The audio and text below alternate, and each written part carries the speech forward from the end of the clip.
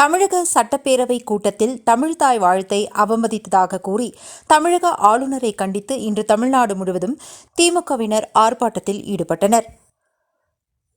அதன் ஒரு பகுதியாக நீலகிரி மாவட்ட கழகம் சார்பில் மாவட்ட கழக செயலாளர் பாமு முபாரக் தலைமையில் உதகை ஏடிசி பகுதியில் திமுகவினர் கண்டன ஆர்ப்பாட்டத்தில் ஈடுபட்டனர்.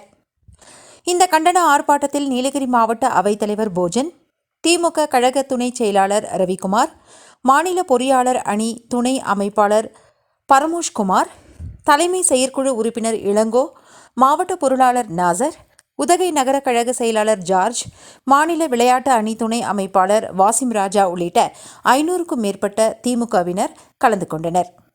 The Big Shop, a shop where your shopping never ends. முதல்வர் தளபதி வெல்கவே, வாழ்க வாழ்க வாழ்கவே, தமிழ் மொழி பற்று வாழ்கவே,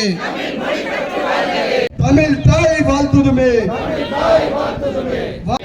திரும்ப பெறே திரும்ப பெறே, RSS ஆளுநரை திரும்ப பெறே. ராகம் டிவி யூடியூப் பக்கத்தை சப்ஸ்கிரைப் செய்யுங்கள்.